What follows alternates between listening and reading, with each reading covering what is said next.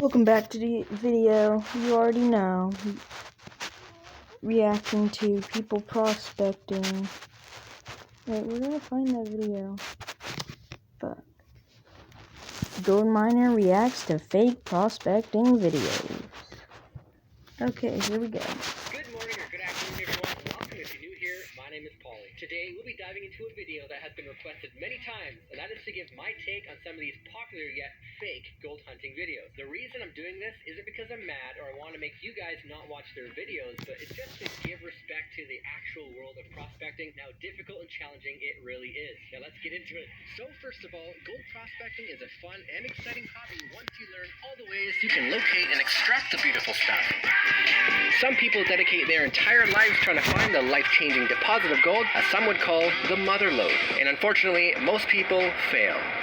And that is because without getting too in-depth, it's very hard. You actually have a better chance of finding a 5-carat diamond than a 1-ounce gold nugget. So it's no surprise that you will come across people claiming to be finding an abundance of this mother lode for attention, but for us real prospectors, it's not good attention. However, with just a few minor critiques, you can spot which ones are real and which ones are faux. So our first contestant is Golden Beard Media, which I believe consists of a dude and his friends. For the record, being that he's on a river in all of his videos, the gold that he's going to be finding is called placer gold, which is gold that has been deposited by a river or glacier and is not what one would call hard rock gold. Now, there are just too many videos I could talk about, so instead of doing that, I'm just going to point out some consistent major red flags.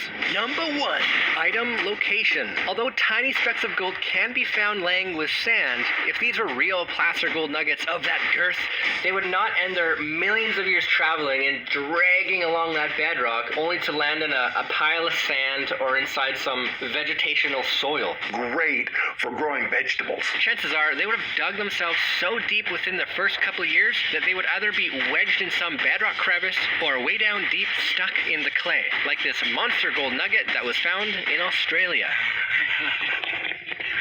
Number 2, weight. Gold is heavy. And if they can lift it with one hand, they can have it. And something this size is very heavy, and probably not something they would know. You're going to have trouble picking it up with one hand. Notice with these real nuggets, they sort of just toss them in the air a bunch of times. It's something everybody does naturally because it's truly hard to comprehend how heavy gold is for its size. That doesn't make sense. Plus, when handling heavy objects, it's much harder just to massage something that heavy like what they're always doing. Here's a piece of tungsten, which is almost the same density as gold, and it's even smaller than the thing that they're using. And look how difficult it is to pick up. It weighs a ton. And here's a smaller piece of gold. And here's a pine cone. In this clip, I really want to say that they're using a rock, but it's way too light to be a rock. Just look how easy it is to move around. That thing probably floats. Quickly, if you love gold and real adventures, please leave a like and subscribe to this channel so you don't miss another upload. Number 3, discovery. If gold was that easy to find in an area, chances are it would have been discovered years ago during the gold rush. Not always, but I imagine they didn't walk very far from their vehicle to get to the spot, so yeah. Also, I highly doubt they'd be monetizing these videos, as just one nugget that size would probably change your life for the better. And honestly, if it was that easy to find, gold would significantly be less valuable. But if not, most likely the area would have been monitored by claims or even actual gold mining operations. Number 4, reactions, or lack of. In fact, whoever edited this put in those beeping sounds like when you swear, just to try to make it look like they were swearing, as if these robots actually had emotions. But they forgot to beep over the sound of the river, which proves nobody actually said anything.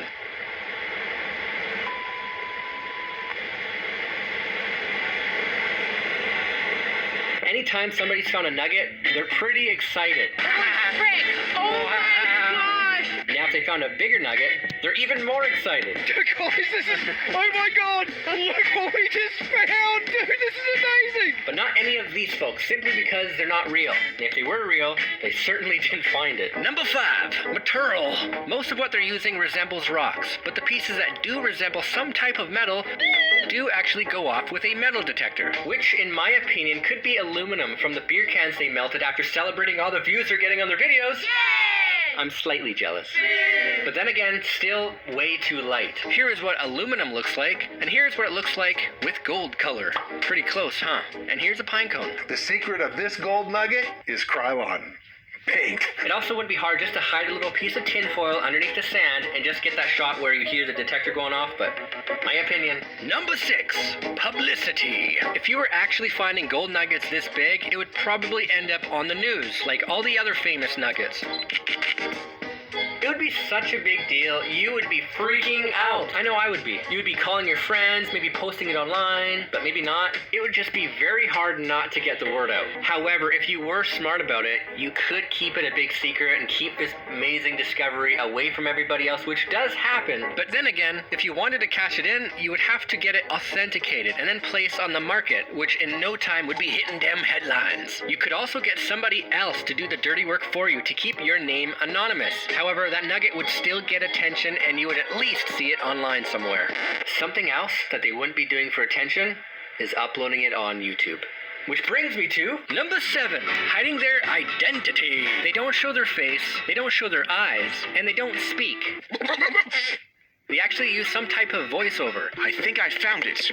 And did I mention they don't show their face?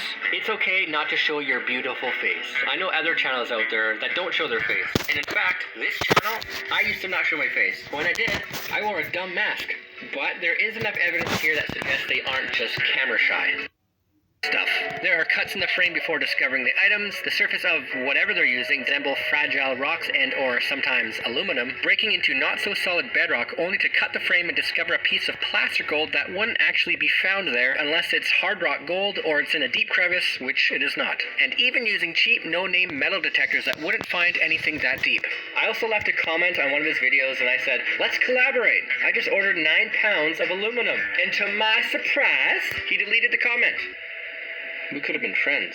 And for the record, I'm not mad at this guy. I'm slightly jealous of his views, but I'm not mad. He can do whatever he wants. I mean, that's how he's putting food on his table, and I understand. But how dare he discredit the real prospectors like myself and other people out there, because it's not fair and he should be grounded.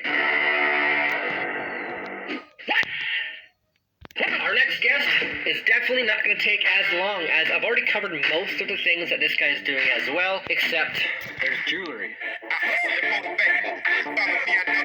50 cents. A few people, including Chris Ralph, Flo State, and Mike Russell, have already debunked this guy. Don't believe them. Fake. It's not real. So let's just point out the big ones other than he's already been exposed.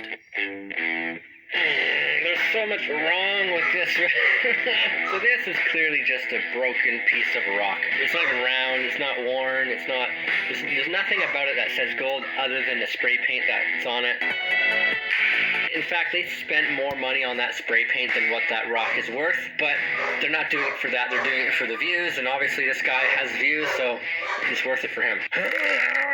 Oh my god, I had no idea. Gold's magnetic. It's not actually magnetic. For those of you who don't know, gold isn't magnetic. And if it was, my job would be way, way easier. But what is magnetic is magnetite, which is basically black sand, and it's why you see it sticking to that magnet, which tells us that's a real magnet, but everything else, not real. Flo State actually visited this particular spot where Maximov Rowe was finding the magnetic painted lead and glass, and well, it's safe to say that he didn't find any rare gemstones or magnetic gold. It's fake. It's baloney! Taking a closer look at these so-called gemstones, they really are either just glass or plastic. Very easy to find this stuff online. Any real gemstone like these and of this size wouldn't be sharp like these are, and wouldn't be found in this type of shape in a river. The colors, quality, and what he is finding alongside them I mean, it's an interesting dream, but also just seems out of place. So is it possible to find jewelry on the river? Yes.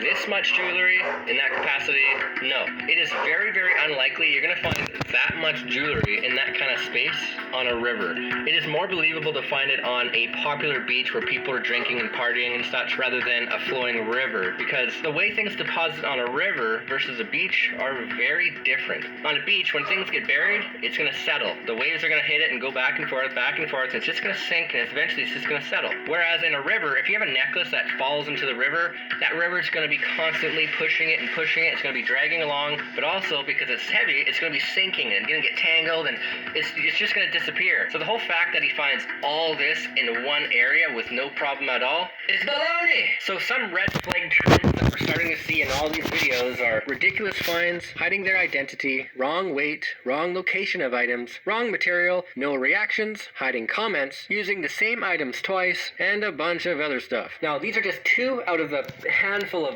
baloney videos that are out there. Gold Treasure Exploration, Treasure Hunter, Yashashri, Claris, Diamond Hunter How, Underworld, Treasure Hunt, and QTPL, and even a lot more. Now, with all this negative critique, I do have to say their thumbnails are on point. They are bright, eye-catching, and that's what grabs the attention of the viewer, and after all, that's what YouTube wants. Clicks equals ad views equals money for YouTube. Although I have to say, when you're using a big, yellow, shiny object like what they're always using, it makes it so much easier to make a catchy thumbnail than it is to use a little piece of gold and over-dramatize a thumbnail like me and everybody else likes to do.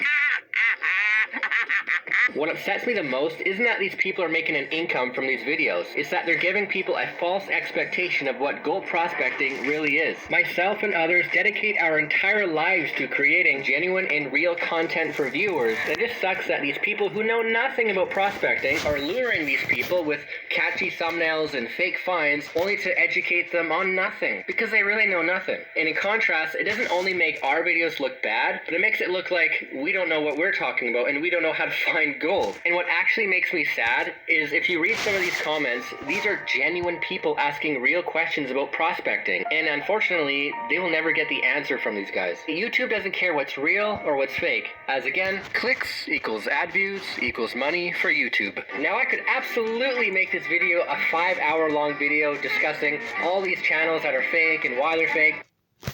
As again, they're fake, but honestly, it's just not worth it. And it really sucks that people are marching around with their tinfoil, their paint, their broken glass, and jewelry, and making it seem like they're the legit thing. It's baloney! I guess my whole conclusion is, these creators aren't here to educate you, they're here to entertain you with make-believe stuff and perhaps make you think that finding treasure is easy and it takes no skill. Anyways, I hope you learned something. That is it for this video. If you enjoyed it, chances are you're going to enjoy what I previously posted and what's coming in the future. If you like this video, please let me know, because this is the first time I've ever done a review video and they're actually kind of fun. If you want to see anything else extra, I do have other social media platforms open for your pleasure, including a Patreon account where you can see some exclusive stuff, including some early access to some videos. Thank you for watching. Thank you so much for your support. And until next one, black screen and aluminum. Now, if you want to learn how to find gold for real, I recommend these 2 videos right here.